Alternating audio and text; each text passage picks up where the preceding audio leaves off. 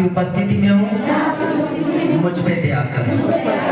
आज जितना वचन मैं सुनूं, ये वचन मेरी जिंदगी में 100 गुना फलों को लेकर आए और शैतान इसे चुरा ना सके। हे मेरे परमेश्वर, तेरा वचन मेरे जीवन में उजाला लेकर आए, रोशनी को लेकर आए। इस वचन से, यीशु मसीह के वचन से, यीशु मसीह के प्रकाशन से मेरे जीवन का सारा अंधेरा दूर चला जाए। हर तरह का अंधेरा, शैतान ने बीमारियों का, अंधकार की शक्तियों का, ऊपरी टोने का सारा अंधेरा तेरे वचन से निकल जाए, दूर चला जाए। मैं उसे डांटता हूँ और मैं अपनी जिंदगी को मैं ब्लेस, आशीष, चंगा घोषित करता हूँ यीशु मसीह के सामर्थ्य नाम में। सब स्वागत करें परमेश्वर का। हालेलुया, एक बार हालेलुया जरा जोर से। सोचो आपके पड़ोसी ने, आपके मोहल्ले में, जब आपको घर में लग रहा था मैं हालेलुया बोलूं, आपको अजीब लग रहा था, बोल नहीं पाए, तो एक बड़ी आपने ताकत रखी थी, मैं बोलना है पूरे जोर से। आज लगा लो आपके पास टाइम में हालेलुया, जोर ना हालेलुया। अब सब ब्लेस है, सब बैठ जाए परमेश्वर के उपस्थिति में। परमेश्वर आप सबके ऊपर दया करें, आप सब बैठ जाए। आप याद करें जब परमेश्वर की उपस्थिति में आप होते हैं, अगर आपका ध्यान आपके साथ बैठे भाई या बहन की ओर चला जाता है, इसका मतलब आप परमेश्वर की ओर पूरी तरह केंद्रित नहीं है। हालेलुया। आप जब परमेश्वर की उपस्थिति में होते हैं तो आपका पूरा ध्यान परमेश्वर के वचन की ओर होना चाहिए, परमेश्वर की ओर आपका ध्यान होना चाहिए। क्योंकि ये समय बड़ी मुश्किल से हमें मिलता है, हम निकालते हैं, हम परमेश्वर की उपस्थिति में आए। कितना आप खर्च करके आते हैं, आप कितना ट्रबल करके आते हैं, कितना आप आते हैं परमेश्वर के लिए कि परमेश्वर मुझ पे दया करे। और ये समय आपने संभालना है, अपना समय आपने बिल्कुल भी 1 मिनट सेकंड भी आपने से खोना नहीं अपनी जिंदगी से। आप जितनी देर परमेश्वर के भवन में हैं, आप अपने वचन सुनना है, आपने वर्शिप करनी है, अपनी आराधना करनी है। और जब आप जहाँ से जाएंगे आपको फिर मालूम होगा, क्योंकि जब तक मछली तालाब में रहती है तो उसे लगता है सब मजा ही मजा है, सब ठीक ही ठीक है। लेकिन जब उसे तालाब से निकालकर हम खतरनाक मछलियों में हम उसे डालेंगे, जो खाने वाली मच्छी, बड़ी मच्छी छोटी मच्छी को खा जाती है, जब उसमें डालेंगे तो फिर उसे मालूम होगा नहीं, मैं तो अपनी जगह में सेफ था, मैं तो बचाया गया था। हालेलुया। तो ये जगह है आपको बचाने के लिए, आपके लिए प्रार्थना के लिए, आपकी तंदुरुस्ती के लिए, आपकी जगह के लिए। जब आप यहाँ से संसार में जाते हैं तो फिर संसार आपके ऊपर प्रभावित होता है, अंधकार की शक्ति आपके ऊपर प्रभावित होती है, जादू टोने आपके ऊपर प्रभावित होते हैं, बीमारियां, पाप आपके ओर जो है वो बढ़ता है और आपको दबाने की कोशिश करता है। लेकिन बाइबल कहते हैं यीशु मसीह जय पाया हुआ परमेश्वर है और आप भी जय पाएंगे यीशु मसीह के नाम में। हालेलुया। इस हफ्ते मैंने परमेश्वर से नई ग्रेस को मांगा है, नए मसीह को मांगा है, नई सामर्थ को मांगा है। जे मैं इसलिए बोल रहा हूँ कि आप समझ सके, ठीक है? क्योंकि बिना मसीह के बंधन नहीं टूटते, बाइबल कहती है। तो बाइबल कहती है जब अभिषेक होगा, मसा होगा, तो अभिषेक के द्वारा बंधन तोड़े जाएंगे। तो ये लिखा है बाइबल में, प्रार्थना के द्वारा बंधन तोड़े जाएंगे। कैसे लिखा है? अभिषेक के द्वारा बंधन तोड़े जाएंगे। तो अभिषेक कैसे मिलेगा? प्रार्थना से मिलेगा। प्रार्थना करेंगे तो अभिषेक सामर्थ्य परमेश्वर की मिलेगी। तो दूसरा वर्ड है ग्रेस, बाय ग्रेस। कैसे? By grace. ग्रेस का मतलब होता है अनुग्रह। क्या मतलब होता है? कि हमें जो कुछ भी मिलेगा बाय ग्रेस मिलेगा, यानी कि परमेश्वर के अनुग्रह से मिलेगा, बाय ग्रेस। तो ये ग्रेस मैंने मांगी है परमेश्वर, ये नया अनुग्रह मैंने मांगा है परमेश्वर से। वो क्या है? हम वचन से पढ़ेंगे। क्योंकि जब हम प्रेयर करते हैं तो हमारा एक ही विषय नहीं होना चाहिए, 10 साल तक एक ही विषय नहीं होना चाहिए। परमेश्वर मेरी फ्रिज आ जाए, मेरी फ्रिज आ जाए, ठीक है? 10 साल के लिए फ्रिज के लिए प्रेयर करने की जरूरत नहीं है। फ्रिज कैसे आ रही है वो काम करो, एक की 2 आ जाएगी। हालेलुया।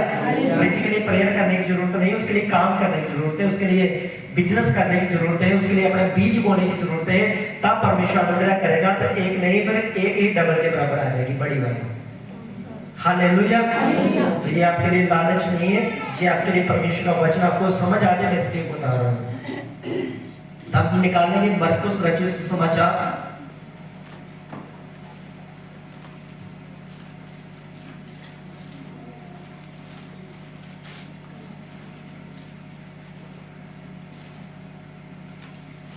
उसका 7 अध्याय, पेज नंबर 62।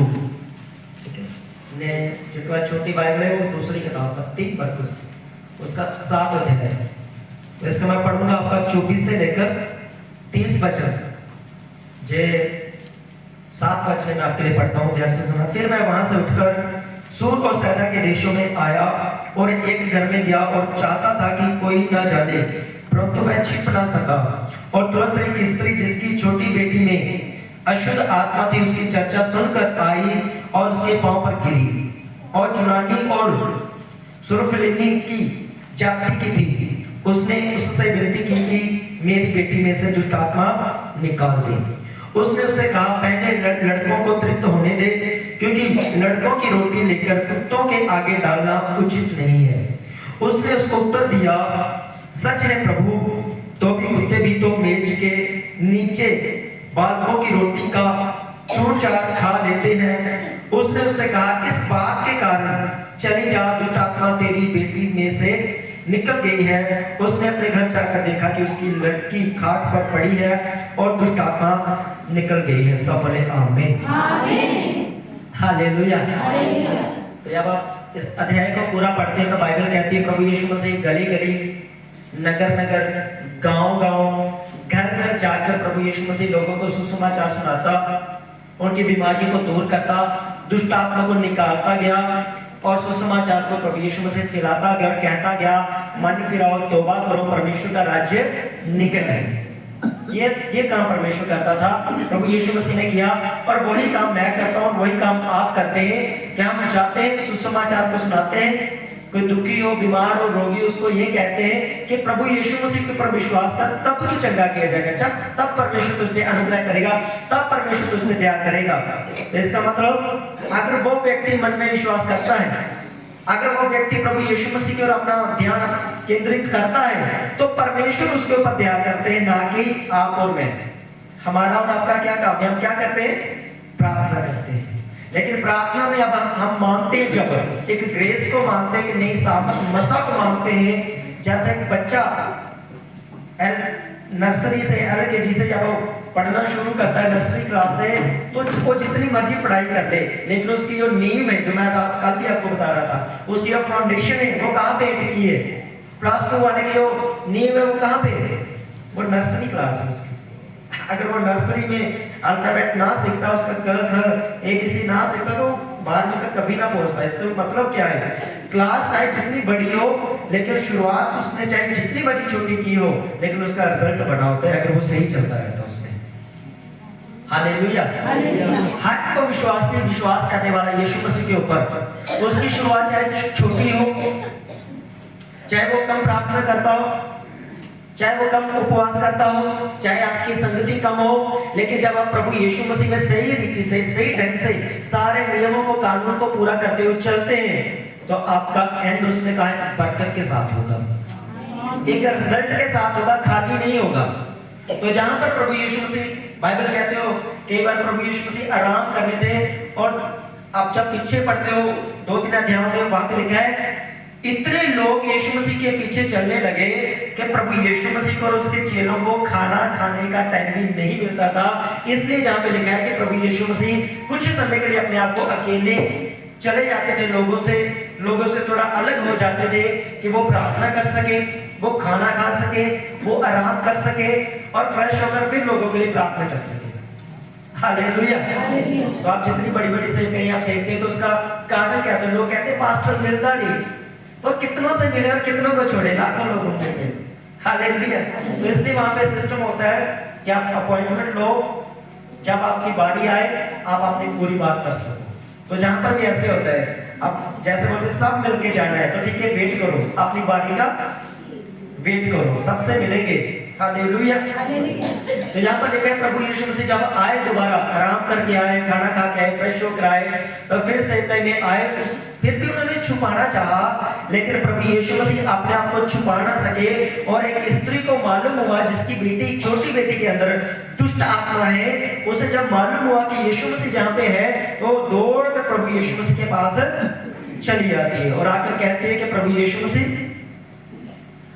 मेरी छोटी बेटी, उसमें दुष्ट आत्मा है, तो निकाल दे, तो वो चंगी हो जाएगी, वो ठीक हो जाएगी, अच्छी हो जाएगी। तो प्रभु ने उसको क्या जवाब दिया? परमेश्वर ने कहा कि ये बात अच्छी नहीं कि मैं लड़कों की रोटी को मैं कुत्तों के आगे डालूं, तो ये बात ठीक नहीं है। उस स्त्री ने कहा कि प्रभु, कुत्ते भी तो जब लड़के जब टेबल में रोटी खाते हैं, जो टेबल से रोटी गिरती है, नीचे टुकड़े गिरते हैं, तो कुत्ते भी उसको खाकर अपना पेट तृप्त करते हैं, उसको खाकर अपना पेट भरते हैं। अब ऐसा परमेश्वर ने क्यों कहा? बाइबल कहती है, जब हम इसको पढ़ते हैं, कई बार परमेश्वर का दास आपको कठिन काम देता है करने के लिए। वो इसलिए नहीं होता कि आपको दुख दे, इसलिए नहीं होता कि आपके मन को ठोकर लगाए, वो इसलिए होता है कि आपकी परख की जाए कि आप उसमें स्थिर हो या नहीं। उसको बड़ा कठिन शब्द प्रभु ने बोला कि लड़कों की रोटी कुत्तों को डालना अच्छी। तो ये लड़की कौन है? अब यीशु मसीह कौन है? प्रभु यीशु मसीह यहूदी, ऊंची जाति के। हमारे देश में, भारत में क्या जातिवाद है, कुछ नहीं। मैं बोलता हूँ ज्यादा क्या करते हैं, खाने नहीं खाते एक दूसरे के घर, और शादियां नहीं करते, बस यही जातिवाद है ना थोड़ा सा। इजराइल में जिस जाति में प्रभु यीशु मसीह पैदा हुए, अगर प्रभु यीशु मसीह यहूदी जाति में पैदा हुए परमेश्वर है, अगर कोई इनको यहूदी लोगों को, यीशु मसीह की जाति के लोगों को, या यीशु मसीह को अगर कोई सामरी लोग, यानी कि छोटी जाति के लोग, अगर कोई इनको सामने से आते हुए देख लेना, अगर ये परमेश्वर के भवन में जा रहे हैं वर्षिप आराधना करने के लिए, अगर ये देख भी ले, तो ये घर में नहाकर आते थे, मैंने सामरी को देख लिया, मैंने पापी को देखा, इतना छुआ-छूत था। लेकिन ये छुआ-छूत तो प्रभु ने इस स्त्री के साथ नहीं दिखाई, क्योंकि परमेश्वर इन सब चीजों से हमें बाहर निकालने के लिए है, क्योंकि हम सब परमेश्वर की संतान है। हम धरती के ऊपर हैं, हमने अपने आप को छोटा कर लिया, किसी ने बड़ा बना लिया, किसी ने अपनी जाति को ऊंचा कर लिया, किसी ने अपने धर्म को ऊंचा कर लिया। हम देखे जाए तो हम सब एक ही परमेश्वर की संतान हैं। और जो सोसाइटी होती है, धर्म क्या होते हैं, जो अलग अलग धर्म है धरती के ऊपर, यहूदी धर्म है, बौद्ध धर्म है, इस्लामिक धर्म है, ये इसलिए है कि हम एक दूसरे से बढ़कर अच्छे काम करें। सोसाइटी का मतलब क्या होता है? सोसाइटी बनती है ना, बनती किस लिए बनती है? कि हम सोसाइटी में अपनी सोसाइटी को दूसरे से अच्छा बनाएं, दूसरे से बेहतर बनाएं। लेकिन अगर आज हम संसार में देखें तो उसका मतलब ही हो रहा है उसका डेफिनेशन ही बदल गई है, सब कुछ बदल गया है, लड़ाई झगड़े पैदा कर दिए। लेकिन वो चीजें अगर हम प्रभु यीशु मसीह की लाइफ में देखें, तो परमेश्वर ने उस स्त्री को उसकी जाति का मेला नहीं दिया, उस स्त्री को छोटी जाति नहीं कही। सिर्फ प्रभु यीशु मसीह ने ये परखने के लिए कि ये सचमुच मुझसे चिंगाई लेने के लिए आई है, जहाँ जैसे मुझे परख रही है, मुझे देख रही है, इसलिए प्रभु यीशु मसीह ने उसे थोड़ा सा उसका विश्वास परखने के लिए, उसे जांचने के लिए कहा कि मैं जो अपनी बरकत है, जो मेरे पास जो बरकत है, जो चिंगाई, जो आशीष है, वो मेरे लोगों के लिए। तो प्रभु ने कहा मैं नहीं दे सकता तुम्हें। तो उसने कहा कि परमेश्वर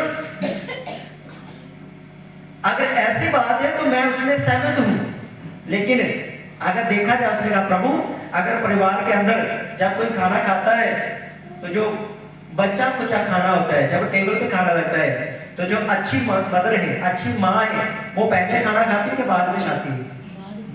क्यों बाद में क्यों खाती? पहले वो अपने परिवार को खिलाती है और उसके बाद वो खाना चाहे बचे चाहे ना बचे, कोई पूछता है? कभी बच्चों ने पूछा मम्मी रोटी बची? एवं पति ने पूछा कभी? शायद कभी जितनी ज्यादा सब्जी स्वाद बनी हो ना, जब स्पेशल आइटम बनाई हो, फिर पूछते हैं बची कि नहीं। जिस दिन रोज दाल फुल्का छोड़ा, फिर नहीं पूछता कोई। हालेलुया। तो उसका कहने का मतलब क्या था कि परमेश्वर जिस मेज में से आप खा रहे हैं, जिस मेज से आप सबको बरकत दे रहे हैं, उसी मेज से परमेश्वर मैं भी आशीष लेता हूं। हालेलुया। उसने कोई शब्दों को हेरा फेरा उसने कुछ नहीं कहा। उसने कहा कि परमेश्वर जिस टेबल की तू बात कर रहा है, जिस मेज की तू बात कर रहा है कि जिस मेज से तू सबको बरकत देता है, इसी मेज से मैं आज बरकत लेकर जाऊंगी। तो उसके लिए क्या वो ग्रेस क्या थी, वो नया मसा मालूम था क्या था? परमेश्वर उसके घर में ही डेकोरेट करने के लिए। वो प्रभु यीशु मसीह तो अपने घर लेकर नहीं गई। परमेश्वर ने कहा इस बात से कि जैसे सब लोग इस भवन से बरकत पा रहे हैं और जो लोग भी आज इस भवन में आए हैं, आपने भी ये विश्वास करना है कि मैं भी यहाँ से बरकत पाकर जाऊंगी। तो मैं आपको नया मसा, एक नई ग्रेस की मैं आपके ऊपर घोषणा करता हूँ, आपके ऊपर भी मैं घोषणा करता हूँ कि आपके लोगों, आपके घर के जो लोग हैं, आपका पति हो, बच्चे हो, दूसरी जगह पर जो काम करते हैं, आप यहीं से प्रार्थना करोगे, परमेश्वर का आप लोगों को छुएगा। हालेलुया। तो यहाँ पे क्या लिखा है 30 वचन में, पढ़ेंगे हम 29 वचन में लिखा है, उसने उससे कहा इस बात के कारण चली जा, दुष्ट आत्मा तेरी बेटी में से निकल गई है। कहाँ पे बात हो रही है? ये स्त्री कहाँ पे है? प्रभु यीशु मसीह के पास बैठी है और बातें कर रही है। प्रभु यीशु मसीह ने उसे वर्ड ऑफ गॉड दिया, परमेश्वर ने उसे एक शब्द दिया कि जा, चली जा, इस बात के कारण जो तूने कही है कि जिस मेज से तेरे लड़के रोटी खाते उसी से मैं भी खा लेकर जाऊंगी, खाकर जाऊंगी। इस बात के कारण प्रभु ने कहा जा, तेरी बेटी दुष्ट आत्मा से आजाद हो चुकी है। ऊपर नीचे आज में पढ़ते हैं 50 में 30 में, उसने अपने घर जाकर देखा कि लड़की खाट पर पड़ी है और दुष्ट आत्मा निकल गई है। हालेलुया। इस ग्रेस को मैं मांग रहा हूँ, इस मसीह को मैं मांग रहा हूँ परमेश्वर से। आने वाले समय में जो लोग कहते हैं आपके घरों में प्रॉब्लम है, आपके घरों में समस्या है, दुष्ट आत्मा अटैक करते हैं, काम करते हैं, आपकी पत्नी आपके साथ नहीं है, आपका पति आपके साथ नहीं है, आपके बच्चे आपके साथ नहीं है, इस वचन की ग्रेस को आज हम लेंगे और परमेश्वर का आत्मा को छुएगा घर पे, दुष्ट आत्मा निकलेगी यीशु मसीह के नाम में और वो आपके साथ होंगे यीशु मसीह के नाम में। आमीन। हालेलुया। सब जन चाहते हैं कि आपके घर के लोग आशीष पाएं, सब लोग चाहते हैं कि प्रभु उनके ऊपर दया करे, सब लोग चाहते हैं कि वो भी अच्छाई में चले, अच्छाई में बढ़े। तो ये हमारी ताकत से नहीं होगा। लोग बस मन में रखते हैं, दिमाग में रखते हैं, ये हो जाए, ये हो जाए, ये हो जाए, ये हो जाए, सब चीजें रखते हैं, लेकिन उसके लिए कोई प्रेयर नहीं, उसके लिए कोई चर्च जाना नहीं, उसके लिए कोई बीज बोना नहीं, उसके लिए कोई वचन को पढ़ना नहीं, उसके लिए कोई प्रेयर करवाना नहीं। तो वो चीजें दिमाग में रहती हैं और एक टाइम ऐसा आता है कि कुछ लोगों का प्रभु यीशु मसीह के ऊपर से विश्वास उठना शुरू हो जाता है। कहते हैं हमने सारी जगह पे जाके देख लिया, चर्च बचा था वहां पे जाके देख लिया, लेकिन कोई फर्क नहीं पड़ा। तो फर्क यीशु मसीह में नहीं, फर्क उसकी लाइफ में पड़ा क्योंकि उसने विश्वास दिखाया नहीं, उसने मसीह में मेहनत की नहीं। इसलिए तो प्रभु ने कहा जो कोई मसीह में मेहनत करता है उसकी मेहनत व्यर्थ नहीं होगी। तो लोग बिना मेहनत के आगे बढ़ना चाहते हैं, ऐसा कभी नहीं हो सकता। इसका मतलब आपको मसीह में मेहनत करनी है। अगर आपके अगर घर के अंदर अगर पति की प्रार्थना कम है पत्नी की प्रार्थना से, तो उस घर में झगड़ा हो सकता है। क्योंकि हेड ऑफ द फैमिली कौन है? कौन है? पति है। तो शैतान किसका दिमाग खराब करेगा? वो सबका दिमाग खराब कर देगा। फिर अगर पति ने झगड़ा करना शुरू कर दिया आपके गाल पर अड़ गए, तो क्योंकि सारी कमांड वहीं से चल रही है, सारे ऑर्डर वहीं से चल रहे हैं, सारी चीजें घर के जो कानून है वहीं से पास होने हैं। तो इसलिए आप इस बात का आज निर्णय लें कि जो आपके पति हैं, जो भाई हैं, आपकी प्रार्थना आपकी मम्मी से, आपकी पत्नी से, आपकी बहन से ज्यादा होनी चाहिए। क्योंकि सारी बरकतों की जड़ आप हैं। अगर आप सही हैं, आपका पूरा परिवार ब्लेस होगा। अगर आपकी बरकत के अंदर आपने हजारों रुपए कमा ले, लेकिन आपको थोड़ी थोड़ी छोटी छोटी बुरी आदतें लगी हैं, चलो ये पगो ही लगा लेते हैं, चलो बीड़ी का बंडल, ये कोई बात नहीं, लेकिन वो चीजें बाइबल में लिखा हुआ है कि छोटी छोटी लुम्बड़ियां बड़े बड़े खेत को, फसल की खराब करते कि नहीं करते? आप देख लो, मैं प्रैक्टिकल आपको देता हूँ। एक कणक का खेत है जहाँ पे एक खेत बड़ा है, जिसके अंदर जो बंदर आते हैं वो बड़े हैं। खेत बड़ा है ना, तो बंदर क्या है? छोटे छोटे। लेकिन जब वो आते हैं क्या करते हैं? फसल को पूरा बिगाड़ देते हैं, खराब कर देते हैं ना। तो आपकी ये जो चीजें है ना छोटी छोटी, लोग जहां तक मैं विश्वासी के घर में जाता हूँ, हर छोटी बात के पीछे गाली लगाते हैं। ओ माँ, ये मुझे समझ नहीं आता। बाइबल कहती चौकसी कर, चौकसी तो की नहीं। परमेश्वर से बरकत मांग रहे पहाड़ की जितनी, और पहाड़ को खोद पता कैसे रहे, रंबा लिया कि ये ना रंबा लिया कि ये लकड़ी नहीं लगे थे, वो छलियां वाली होती है नहीं, सिर्फ वो लकड़ी नहीं, पहाड़ खोदने लगे थे। हालेलुया। तो आपकी समस्या, आपकी प्रॉब्लम, आपके घर की जो मैटर है वो पहाड़ जितना बड़ा है, और आप कैसे उसे ढा रहे हैं, रंबा लेके। वो हटेगा कतारी लेकर। क्या चाहिए उसके लिए? उसके लिए एक्सपोर्ट चाहिए, उसके लिए बड़ा हथियार आपको चाहिए, वो है आपकी लंबी प्रार्थना, वही परमेश्वर का वचन, वही परमेश्वर के भवन के साथ जुड़े रहना। आप जितनी मेहनत करते जाओगे तो आपका पहाड़ धीरे धीरे धीरे धीरे आप उसे खरोड़ते रहो, उसे उसकी हिलाते रहो। जिस दिन रूह की बारिश आई वो सारा ढह जाएगा। हालेलुया। मैं आपको बताता हूँ, आप प्रैक्टिकल कर लेना। जो पहाड़ होते ना, आप इनको थोड़ा थोड़ा नीचे से छील दो, उसको खरोद दो और छोड़ दो, बारिश आएगी, क्या हो जाएगा? गिर जाएगा। क्यों गिर जाएगा? आपने तो कुछ नहीं किया, लेकिन आपने उसकी नींव को हिला दिया, नीचे से आपने उसे खरोद दिया। तो आपकी ये जो छोटी छोटी चीजें हैं, चुगली करना, गालियां देना, दूसरे की बदनामी करना, बीड़ी पीना, चुटकी खाना, तंबाकू खाना, बहनें भी यहाँ तक करती हैं, नशा करना, अगर ये चीजें आपकी लाइफ में हैं तो इसका मतलब यह नहीं कि प्रभु आपसे प्यार नहीं करते, परमेश्वर प्यार करते, वो आया है पापियों के लिए। लेकिन जो बरकत आप चाहते हैं, जिस केस से आप छुटकारा चाहते हैं, जिस बीमारी से आप चंगाई चाहते हैं, जो गर्भ का फल आप चाहते हैं, उसमें वो आपको लेट करवा सकता है आपकी बुरी आदत, वो चाहे चुगली हो, चाहे वो नशा हो, चोरी चाहे खीरेदी कर लो, चाहे ही रेदी कर लो। चोरी, दो भाई आपस में मिले, ठीक है, मैं आपको हंसी वाली बात सुनाता हूँ, आपको एंटरटेनमेंट, आपको ध्यान लगाएगा। दो भाई आपस में मिले शादी में, तो दोनों बड़े हैप्पी, बड़े काफी समय के बाद मिले। एक दूसरे ने बोलता बोले भाई जी जय मसीह, दूसरा बोलता भाई जी जय मसीह। आप कैसे? मैं बहुत बढ़िया, प्रभु की बड़ी दया मुझ पे। अच्छा आप कैसे? मैं भी बहुत बढ़िया, मैं भी परमेश्वर की बहुत दया मुझ पे। अच्छा आप वो नशा करते थे? नशा करते थे। अच्छा शराब का वो मैंने छोड़ दिया। आप भी नशा करते थे? अच्छा वो ड्रग का वो मैंने भी छोड़ दिया। अब ड्रग वाला शराब से बड़ा होता है और शराब वाला ड्रग से छोटा होता है। मतलब अपने आप को बता रहे हैं कि हम बड़े बड़े नशा करते थे लेकिन छोड़ दिया। तो थोड़ी देर बाद घूम के आया, एक भाई क्या कर रहा था, बीड़ी पी रहा था। बोला भाई आपने तो नशा छोड़ दिया था शराब वाले को। कहते हैं मैंने बड़ा नशा छोड़ दिया। मैंने, ये तो बीड़ी कोई नशा थोड़ी है, ये तो ऐसे हम कई बार आ जाता है तो लगा लेता हूँ, तो थोड़ी देर में आके दूसरा घूम के जाता, दूसरे उसको पैक लगाते थे। कहता भाई आप पैक लगा रहे, बड़ा नशा मैंने छोड़ दिया जिसके कारण मेरा ज्यादा पैसा बढ़ रहा था, ड्रग मैंने छोड़ दिए। ये तो छोटा सा पैक है, कभी कभी हो जाता है। तो ये वो बात है, चोरी खीरे की कर लो चाहे हीरे की कर लो, तो आप फंसे उन्हीं चीजों के अंदर। तो आप चाहे बीड़ी पीते हो, चाहे पैक लगाते हो, चाहे ड्रग्स खाते हो, चाहे चुगली करते हो, चाहे आप कोई भी मसीह बहन भाई, आपके अंदर कोई भी ऐसी चीज है जो परमेश्वर को अच्छी नहीं लगती, तो परमेश्वर की वो बरकत आप खुद लेट करवा रहे अपने जीवन में लेने के लिए जो प्रभु आपको देना चाहता है। हालेलुया।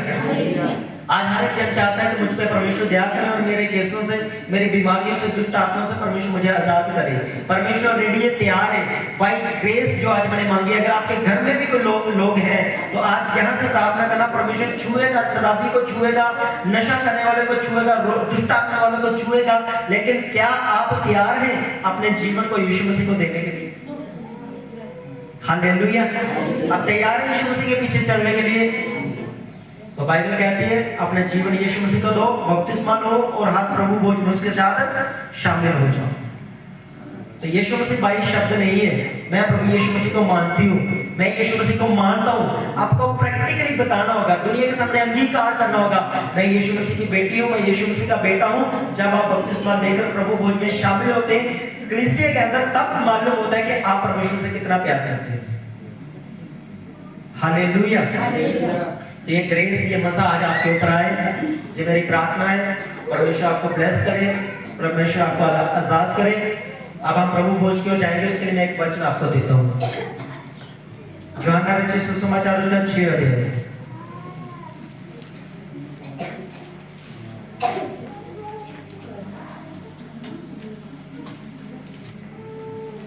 उसका पेज नंबर 139,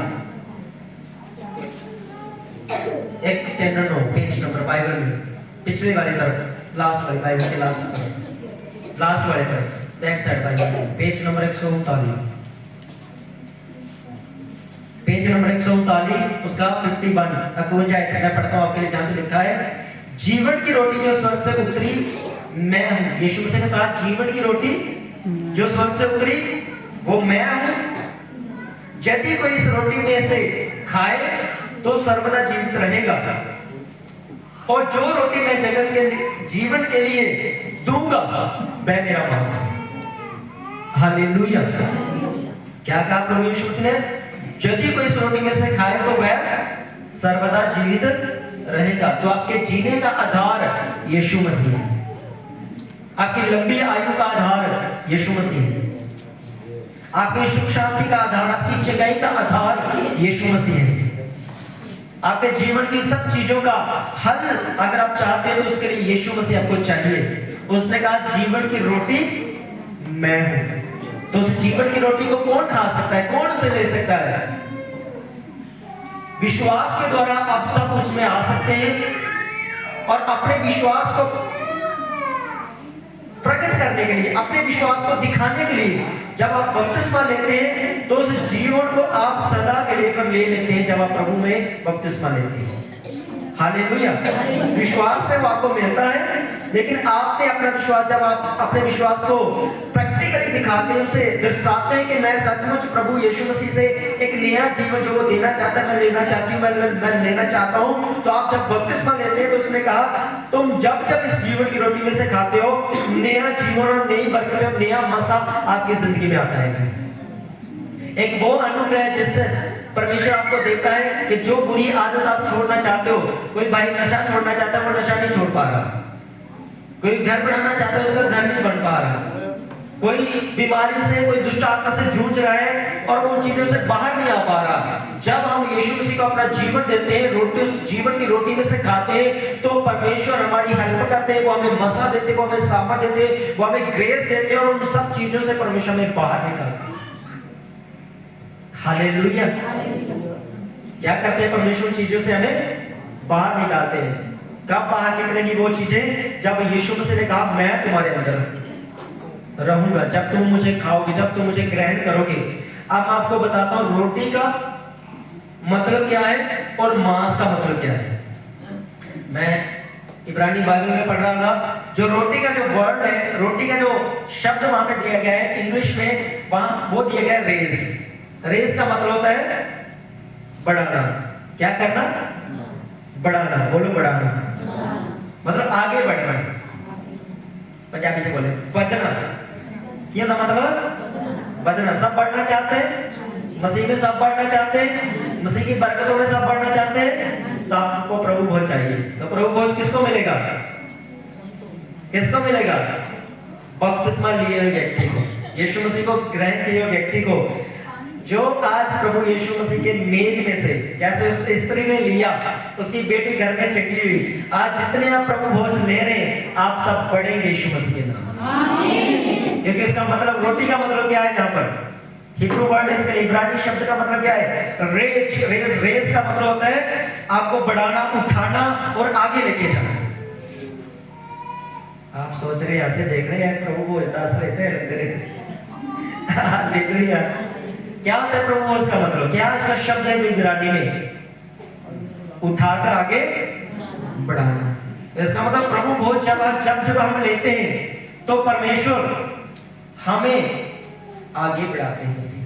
आगे बढ़ने के लिए परमेश्वर हमारी हेल्प करते हैं, परमेश्वर हमारी मदद करते हैं, परमेश्वर अपना आत्मा, अपने स्वर्गदूत, अपनी सामर्थ, अपना मसा देकर परमेश्वर आगे बढ़ने के लिए हमारी मदद करते हैं। क्योंकि हमने अपने विश्वास को सिर्फ विश्वास ही नहीं रखा, हमने अपने विश्वास को बपतिस्मा लेकर प्रभु यीशु मसीह को बताया कि परमेश्वर मैं दुनिया के बीच में, संसार में अंगीकार करता हूँ, अंगीकार करती हूँ कि तू मेरा प्रभु है। वो कहते हैं आजा मेरे मेज में से, जैसे लड़के मेरे मेज में से खाते हैं तुम भी मेरे मेज में से खाओ, जो बरकतें वो पाते हैं तुम भी वो बरकतें पाओ।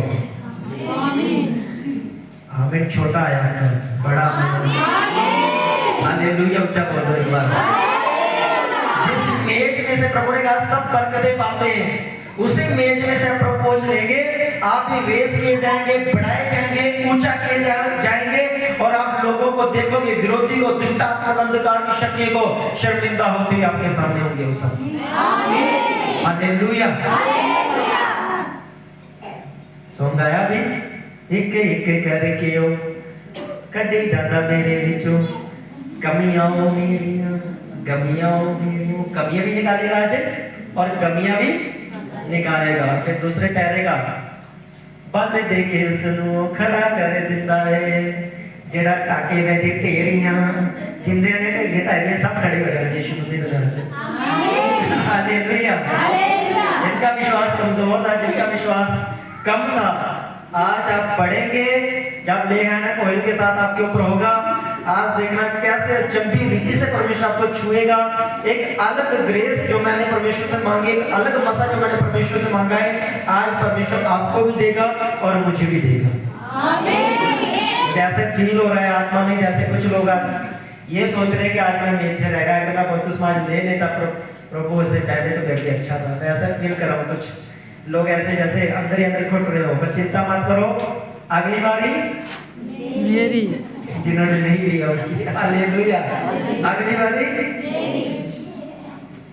अगली बार संडे 30 को है ना, उस दिन खजूरी एतवार भी है, तो हम मिलकर सेलिब्रेट करेंगे। प्रभु भोज को भी, ईस्टर को भी, प्रभु यीशु मसीह के जी उठने को भी, हाँ, और अगले महीने तो बड़ी जबरदस्त मीटिंग है, जबरदस्त। हालेलुया। इसका जो मतलब है फ्लैश का जो शरीर का मतलब है वो क्या है? अब तो हमने देख लिया रोटी का मतलब। रोटी का क्या मतलब है इब्रानी भाषा में? रोटी खाने का मतलब क्या है? आगे बढ़ना। बोलो अपने आप को, आगे बढ़ना। प्रभु यीशु मसीह में, उसके अनुग्रह में, उसकी चिंगाई में, उसकी बरकतों में, उसकी सामत में, उसके मसा में, जो जो बाइबल के अंदर बरकत लिखी है, जब हम प्रभु भोज देते हैं उन सब में आगे बढ़ते हैं। हालेलुया। और फ्लैश का मतलब उसने कहा तो मेरा मांस, जो मेरा मांस खाता है जीवन उसी में है। तो ये मांस का जो शब्द दिया गया है वहां पर, जहां पर, तो जब हम इब्रानी भाषा में से पढ़ते हैं, इसे लिखा इंग्लिश में लिखा है फ्लैश, तो हिंदी में लिखा है मांस। ये दोनों ट्रांसलेट सेम है, ठीक है? फ्लैश का मतलब मांस। लेकिन जब हम हिब्रू में, इब्रानी के जमाने से पढ़ते हैं, तो इसका मतलब ये होता है कि चमड़ी को मांस से अलग करना। समझे मेरी बात? क्या चीज है ये? क्या है हमारे ऊपर का हिस्सा? चमड़ी। और चमड़ी के नीचे क्या है? मांस। और मांस के अंदर हड्डियां। मांस के अंदर और हड्डियों के अंदर ब्लड। ब्लड कहाँ पे होता है? बोन मैरो कहाँ पे होता है? हड्डियों में होती है ना सारी ताकत। और सबका सर्कल कहाँ पे? इन सब चीजों का ज्वाइंट, एक ज्वाइंट होता है ना, कहाँ पे वो हमारा हार्ट। यही से सब सारा सिस्टम चलता है, ठीक है? मैं आपको साइंस भी सिखाता हूँ और जो साइंस से बाहर है वो भी सिखाता हूँ। साइंस से बाहर मिरेकल, चमत्कार, और साइंस के अंदर ये चीजें जो आपको बता रहा हूँ कि जो फ्लैश का जो मतलब है वो है चमड़ी को मांस से अलग करना। तो यहाँ पर प्रभु यीशु मसीह कह रहे हैं कि जैसे क्रूस के ऊपर या क्रूस से पहले जब कुछ कोड़े मुझ पे चलाएंगे या मारेंगे मुझ पे कोड़े, तो वो कोड़े क्या करते थे? जैसे ही कोड़ा प्रभु यीशु मसीह की पीठ पर पड़ता था, 39 कोड़े पड़े थे, तो वो कोड़ा क्या करता था? चाबुक जो होता था, बड़े उस समय बड़े स्ट्रॉन्ग, बड़े एक जो क्रूस की जो मृत्यु थी ऐसे लोगों को दी जाती थी, जो बड़े डाकू, लुटेरे, ऐसे व्यक्ति को जिन्होंने गंभीर पाप किए होते थे, उनको ये सजा दी जाती थी। तो सोचो उन सबकी सजा यीशु मसीह ने पूरे संसार के लोगों की अपने ऊपर ली। तो सोचो यीशु मसीह उस क्रूस की परिस्थिति में उस समय वैसे थे जैसे उसने बहुत सारे अपराध किए, और कहा गया था कि इसे जितनी सख्त से सख्त सजा जो दी जा सके वो यीशु मसीह को दो। तो सख्त से सख्त कोड़ा यीशु मसीह के ऊपर बसाया गया, और जैसे कोड़ा यीशु मसीह की पीठ के ऊपर बसता था, चमड़ी उधड़ जाती थी तो मांस रह जाता। ये मतलब है उसका फ्लैश का। जब हम उसे लेते हैं, जब हम उसे खाते हैं, अब हम बोल प्रभु यीशु मसीह का मांस लहू नहीं, लेकिन ये चीजें हम याद करके उसे लेते हैं कि परमेश्वर अगर हमें आगे बढ़ना है हमने, तो हमें मालूम होना चाहिए कि इस रोटी की ताकत क्या है। इस कोड़ों की ताकत क्या है? ये कोड़े पाप के मुझ पर और आप पर आने थे। आज हमें मुक्ति पाने के लिए हमें कोई कीमत नहीं चुकाना पड़ती, हमें किसी प्रकार का दान नहीं देना पड़ता, हमें किसी प्रकार का मोल के लिए, कोई मुक्ति के लिए हमें कहीं भी जाकर चुटकी लगाने के लिए कोई भी ऐसा काम करने की जरूरत नहीं है कि जैसे मैं मोक्ष पा सकूं, मुक्ति पा सकूं। तो मुक्ति पाने के लिए बाइबल कहती है तो अपने मुंह से अंगीकार कर, मन में ये विश्वास कर कि यीशु मसीह प्रभु है, तो बाइबल कहती है तू उद्धार पाएगा। तो हमें तो ये चीजें मिल गई बड़ी आसानी से, विश्वास करने से, बोलने से हमें ये चीजें मिल गई। लेकिन यीशु मसीह को ये चीजें बोलने से नहीं मिली। उसने कोड़े खाकर, उसने हमारी कीमत चुकाकर, उसने हमारा दुख उठाकर हमें सब कुछ बाय फेथ, विश्वास के दौरान उसने हमें दिया। और हम जब विश्वास करते हैं वो सारी चीजें प्रभु हमें देते हैं। वो कोड़ों के मार यीशु मसीह सह चुका। अब पापों के लिए आपको मार खाने की जरूरत नहीं है, आपको विश्वास करने की जरूरत है, यीशु ही प्रभु। हालेलुया। तो इस रोटी का जो मतलब है, मांस का जो मतलब है वो क्या है? फ्लैश का जो मतलब, रोटी का क्या मतलब है? मैंने आपको क्या बताया? जो रोटी का मतलब है आगे बढ़ना, और जो मांस का मतलब है चमड़ी को मांस से अलग करना। तो ये किसने किया? यीशु मसीह ने किया। क्रूस की सजा से लेकर और जितनी प्रक्रिया उसमें हुई, जहां तक हम बोलते हैं ना कांटों का ताज, कांटों का ताज हम क्यों बोलते हैं? वो कांटों, कंडिया वाली बेल देखी यहाँ पे ज्यादा होती है, कांटों वाली बेल होती है ना, लोग उसे गूंद कर कहाँ पे रखते हैं? कड़े धना रखते हैं, नहीं रखते? हाँ, कई चीजें और भी काम आती है। तो वो कांटों की बेल उन्होंने रिंग बनाया, एक गोल चक्र उसका बनाया और यीशु मसीह के सर पर रखा और सोटियों से उसके ऊपर मारा गया। सोचो कांटे कैसे यीशु मसीह के ऊपर चुभते थे। तो मांस क्या हो जाता था? चमड़ी से अलग हो जाता था। तो इसका मतलब जब आप प्रभु यीशु मसीह के मेज में से खाते हैं, जितना शैतान ने हमें कीलें चुभी हैं, जितना जादू टोने ने हमें बर्बाद करके रखा है, वो यीशु मसीह के कील, दुष्ट आत्माओं और बीमारी को चुभते हैं और आप चंगे होते हैं, आप फ्री होते हैं उसमें। क्यों? क्योंकि यीशु मसीह सह चुका और मेरे और आपके लिए वो टेबल दे चुका। उसने कहा जो आगे बढ़ना चाहता है, जो बरकत लेना चाहता है, चाहे आपकी जिंदगी की कोई भी समस्या क्यों ना हो, उसने कहा मुझे ग्रहण करो, बपतिस्मा लो, उस टेबल में से सब कुछ ले जाओ आपके लिए। हालेलुया। सब कुछ आपके लिए। आपका गर्व का फल आपको चाहिए, आपको टेबल से मिल जाएगा। आपको दुष्ट आत्मा से छुड़ाई चाहिए, टेबल से आपको मिल जाएगा। आपको मसीह में आगे प्रार्थना में बढ़ना है, आपके घर की सुख शांति, आपके नशों से आपको आजाद होना है, तो आपको यीशु मसीह की मेज से, यीशु मसीह की टेबल से आपको मिलेगा। और जैसे उस स्त्री ने लिया अपनी बेटी के लिए शब्द से कि प्रभु तू बोल दे मेरी छोटी बेटी घर में चंगी हो जाएगी, तो बाइबल कहती है यीशु मसीह ने कहा जा तेरी बेटी चंगी हो चुकी। और जैसे वो घर जाकर उसने देखा उसकी बेटी दुष्ट आत्मा से चंगी हो चुकी थी, वो आजाद हो चुकी थी। हालेलुया। आज आप लोगों ने प्रेयर करनी है।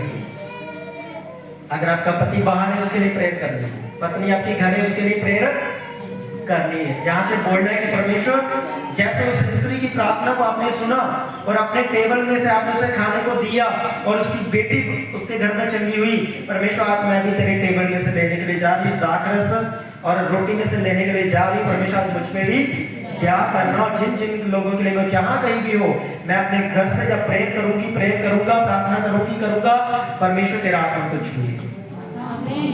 हालेलुया। और एक मसा हम भाई हाथ रखकर आज आप सबके लिए प्रेयर होगी, तेल के साथ सबके ऊपर ही मसा आएगा और मुझ पर भी आएगा। हालेलुया। प्यार है सभी, रेडी है सभी? परमेश्वर सबको बरकत दे, सबको जैसे की बंद कर दे।